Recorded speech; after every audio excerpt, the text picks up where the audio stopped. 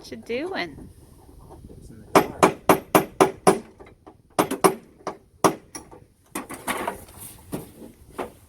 You notice the step isn't open anymore? Yep. So I got the step open and close working. It's the biggest recent difference everywhere. I'm trying to free up the button in the front so you can lock it properly and I can get rid of this stupid latch. Cool. But watch this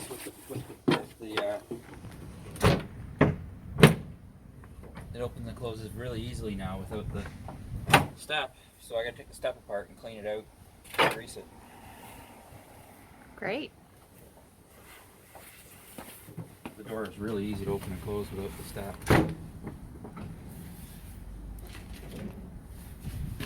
Get back in there and keep pounding. The button's stuck. I got it 3/4 of the way in. And now I can't get it to free up.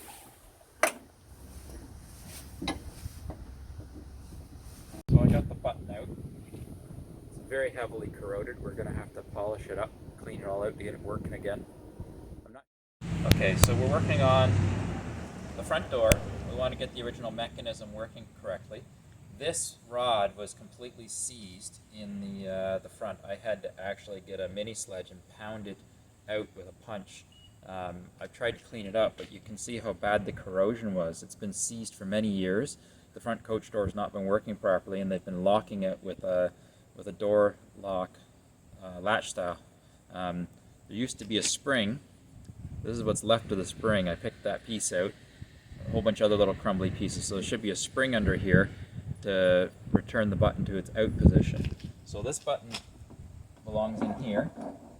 So the idea is you put your lock through the hole here to lock the coach. And when you want to open it, you push this button in. The spring's missing, so now it's stuck. I have to go inside to release it. But the detent, the over-center detent, isn't working on our coach door. So normally, if you close the door hard, that should latch the door. But I have to fix the over-center detent before we can get the button to work. See, even the detent that holds it open is not barely working. So I have to figure out how that mechanism works. There, now it's open. So as you can see, I have the door open without the step now. So I'm going to close it for a sec.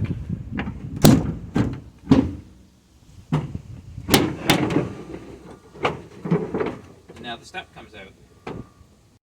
So I'll try and demonstrate here how the door mechanism works on the Silverside. When you push the handle down, it lifts that up. When you pull the handle up, that drops down. So with the handle up, it doesn't catch the step. Just the top mechanism moves. When we push it down, it engages that part, and now the whole mechanism moves. Pretty neat.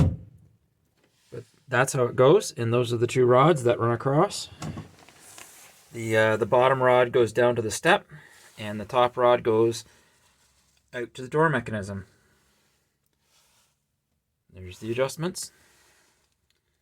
Pretty neat. Well engineered.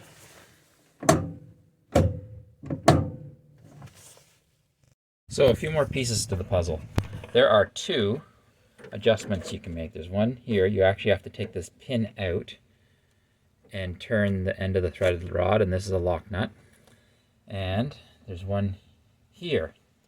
You can actually see I've left the lock nut to where my door was adjusted. That's how far I had to turn it to get the detents to work properly and actually get the door to close. There's a few things stopping my door from closing all the way, and one of them was a big chunk of foam that somebody had put in as a door seal. I've peeled, well, there's still a chunk of it up there, but I peeled most of that off. So the door was set not to close all the way, but it was closing against that foam seal.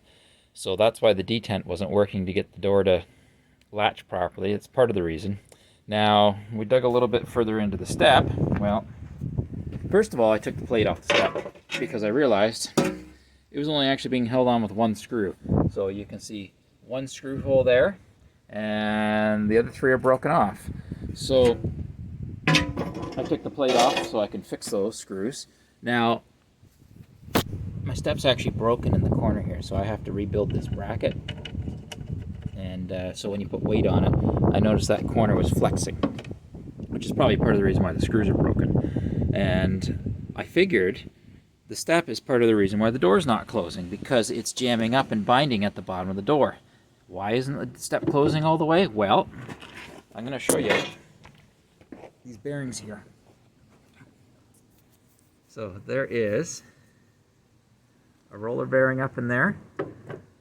Okay, so there's play between the bearing and the channel, which, okay, I may have to do something about that, but I don't know if you can see it, but the actual bearing itself has, look how much play there is in that bearing. So I got to get these bearings replaced. I imagine I'm going to have to come up with something custom. There's probably nothing available for this anymore, at least not known part numbers that work.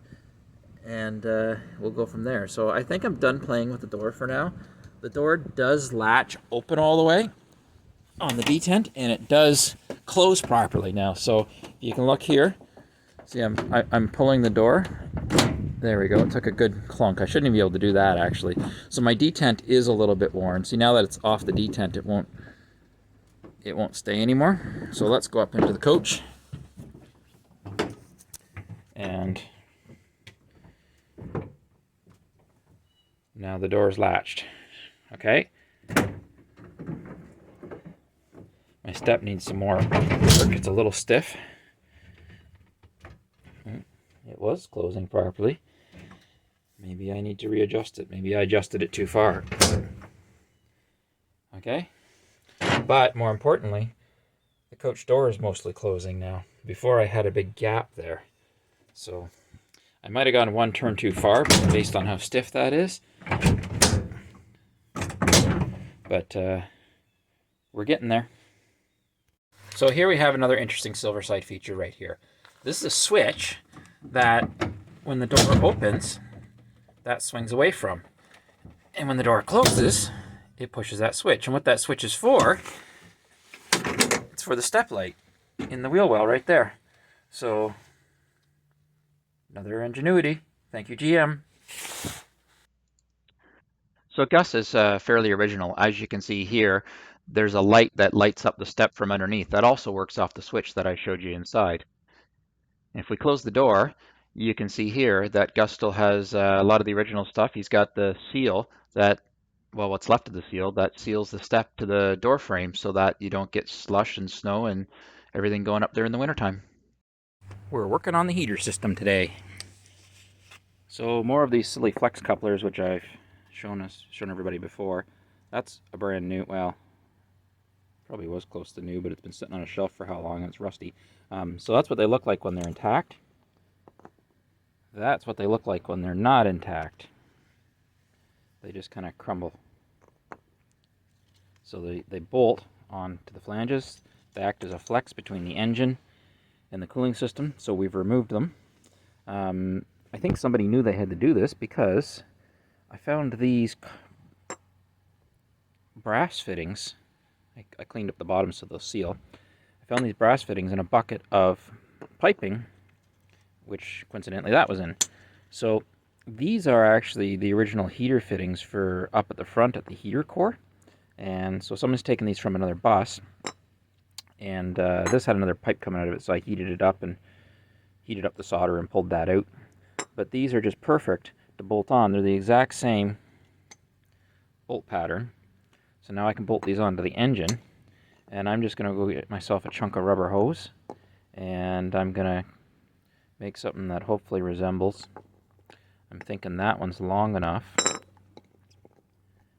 that I can get away with just a 90 degree. So we'll see. I'll show you where they are. Hopefully you can see in the dark here. They are way up under the engine. So this is the back side of the engine, and they're way up there.